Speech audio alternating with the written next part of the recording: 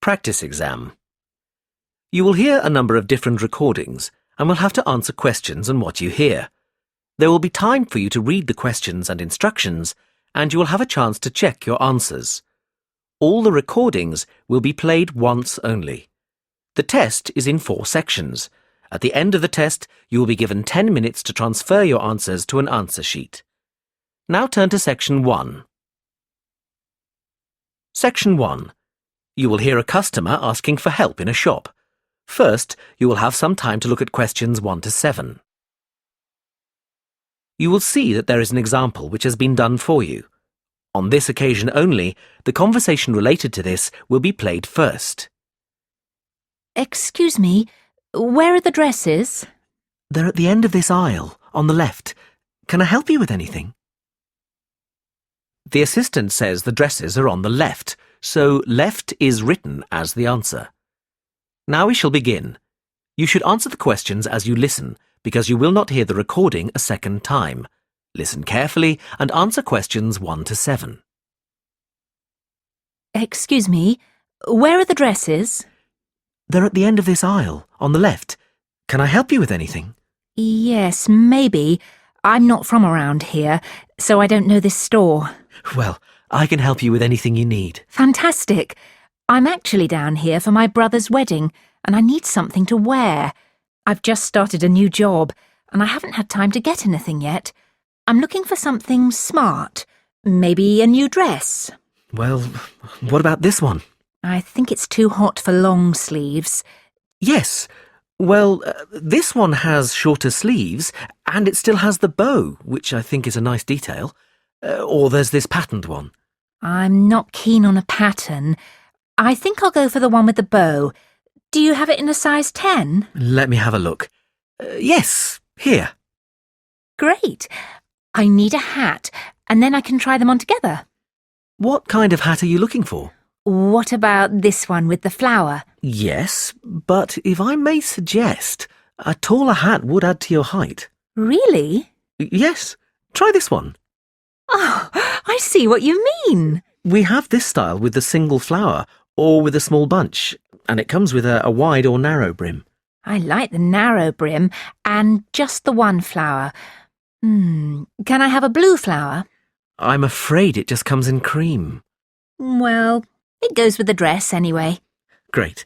I'll place an order and have the hat sent to you. It'll take about 2 days to be delivered. Is that okay? Yes, that's fine. I need to take down a few details for delivery. Can I take your name? Ellen Barker. And the delivery address? It'll be my brother's address. It's 14 Brightwell Avenue. 14... can you spell that, please? Yes, BRIGHTWELL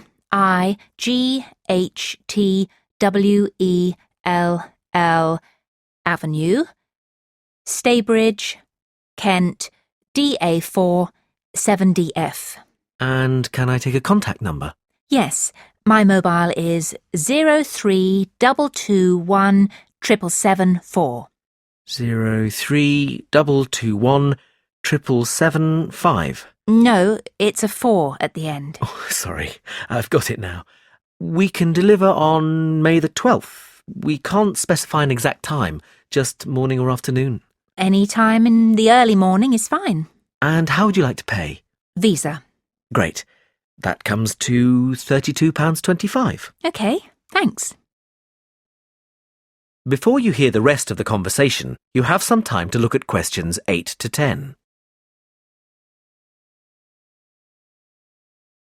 Now listen and answer questions 8 to 10.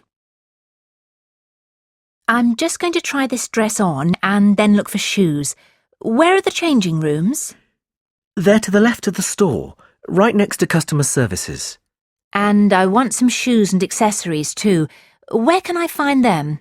The accessories are in the women's wear department.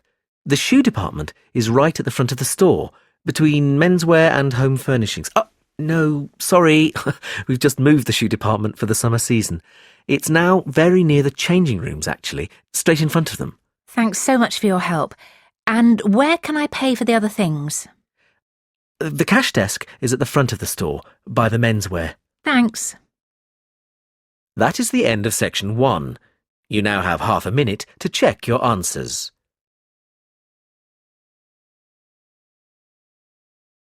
Section 2. You will hear a talk by a tour guide. First, you will have some time to look at questions 11 to 17. Now listen carefully and answer questions 11 to 17. Welcome to San Fernando City Tours. I'm Mark, your tour guide. We have a lot to see in 3 hours, so make sure you're comfortable. We'll be traveling into the historical district first, and then into the town center. After that, it's out to the harbor, and we'll finish up at the lighthouse, just past the harbor. That will take us up to midday, and after that, you're free to do what you want. At the lighthouse, you'll have a chance to visit the tea room and take photographs of the magnificent coastline. Now, as we have only 3 hours, we won't be able to take you around the shopping district, but we think you'd prefer to look around the shops there in your own time anyway. San Fernando has some well-known tourist attractions, the lighthouse, for example, and the National Library. However, the little-known military museum is not to be missed. Be sure to visit before you leave. Now, there's a lot to do in San Fernando. Indeed, there really is something for everyone. For those who love the water, I can recommend a trip on the Seafarer, one of the most famous boats on the San Fernando River. It does an evening trip with a 3-course meal included. It's great fun for everyone, but especially for young people in their teens or 20s. After 9, there's a disco on the boat, and it gets really lively. Then there's a climbing wall near the town center. It's incredibly popular, with a large wall for expert climbers and a smaller wall for novices. There's a junior wall and a creche, so it's a great day out for those of you with kids. And if you like walking, there's some great walking tours. The City Sights tour is highly recommended, as is the walking tour by the coast. But that one's only for the fit, not really suitable for children or the elderly. For more mature people, or those less able to get around, I would suggest a tour around the vineyards. It can be done in the luxury of a coach, and it's a wonderful way to explore the region's wines. Before you hear the rest of the talk, you have some time to look at questions 18 to 20. Now listen and answer questions 18 to 20. Naturally, there's a charge for all these attractions, but you can get 15% off if you have an Explorer Pass. If you don't have a pass but would like one, the driver here has application forms. Just ask him for one and fill it out while on the tour. Then you hand it into the tour office. Normally, it costs $10, but this year it's just $7. When you hand it in, you'll get your picture taken for the card on the spot, and then your card is ready to use. Remember to show it whenever you pay for anything. The discounts apply not just to tourist attractions, but some bars and restaurants. Basically, everywhere you see a red Explorer symbol. We're coming up to the historical district now. If you'd like to look at... That is the end of section 2. You now have half a minute to check your answers. Section 3. You will hear 2 students and their tutor discussing a wildlife presentation. First, you will have some time to look at questions 21 to 26. Now listen carefully and answer questions 21 to 26. Hi, Katie. Hi, Ian. Come on in. Hi, Professor Gordon. We wanted to talk to you about our wildlife presentation next week. Have you decided how to organise it? Yes, Professor.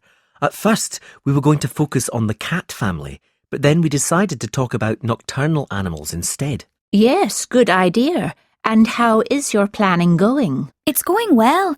We think we have enough material for 20 minutes. The advantage is that there are so many visual aids we can use. We found lots on the internet which we think will be really interesting for people. The problem is that this topic has been hard to narrow down. If anything, we've got too much information for just 20 minutes. How do you think we could narrow it down further? It is a broad subject. There are a few ways you could do it, but I'd recommend just looking at a representative sample of nocturnal animals, just 4 or 5. Yes, and maybe we could choose one animal from each continent, or a land creature, a marine creature, and a winged animal. I like the idea of separating it by different types of animals. And if we limit the detail, we'll definitely have enough time. But don't limit the detail too much. Also, think how you're going to interest the audience. Well, we're going to have a picture for each animal so we can talk through the picture. That's a nice idea, but don't limit yourself to pictures. If you can find any clips of the animals, use them. Showing brief video clips can keep an audience interested. I'll look on the internet tonight. And think of questions to ask your audience. People like to be involved. Yes, that's a great idea.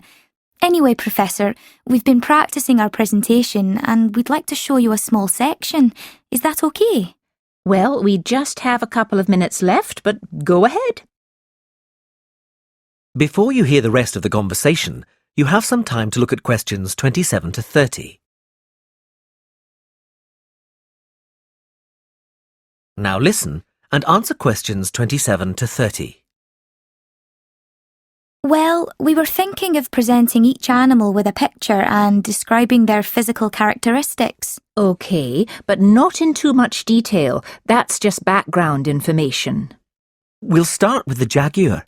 I'll introduce it by saying that the jaguar is a nocturnal animal and the only species of the genus Panthera to be found in the Americas. Like any cat, it has whiskers and it can move quickly. Its spine has great movement, meaning a jaguar can take long strides, sometimes up to 5.5 meters. This can make it a deadly predator, as you can imagine. Moving on to the fur, its fur is quite distinct. The markings are like black donut-shaped spots on its otherwise yellow fur. People often confuse them with a leopard for this reason. Now, the tail is interesting.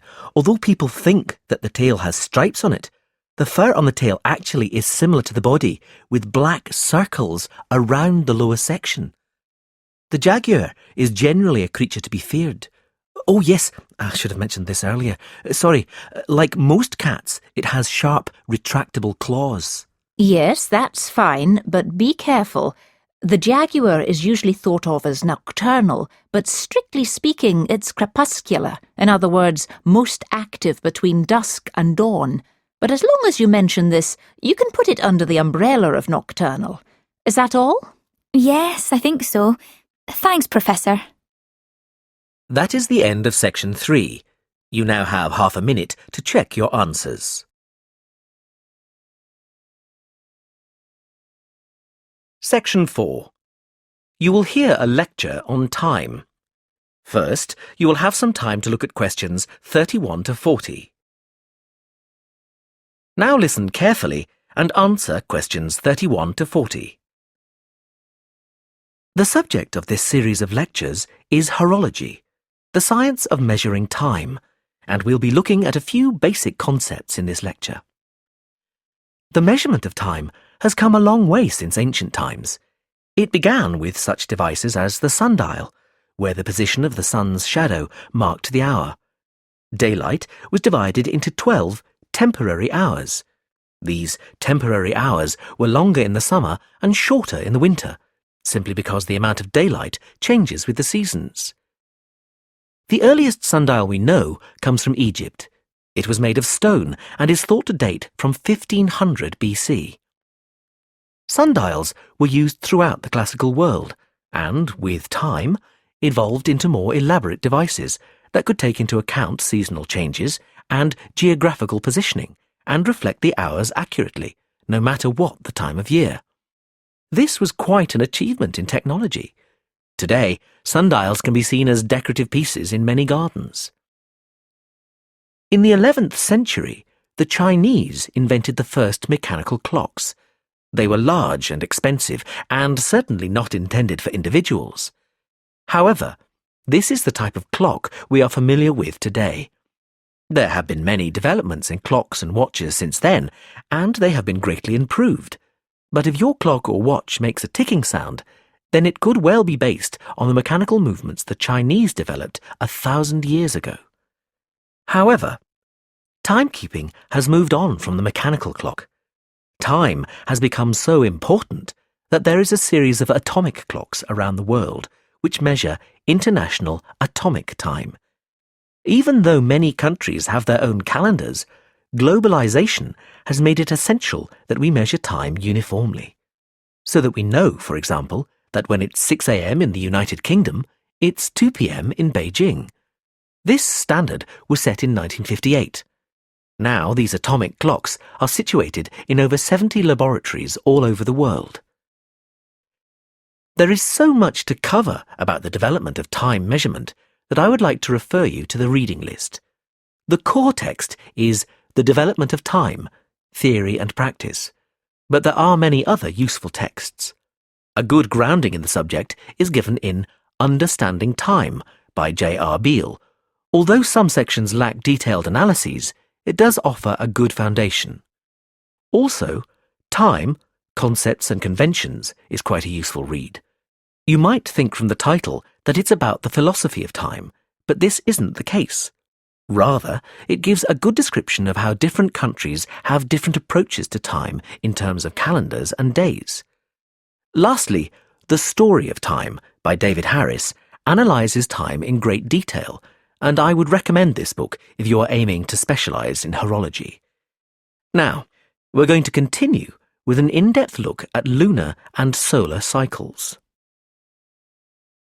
That is the end of the listening test. You now have half a minute to check your answers.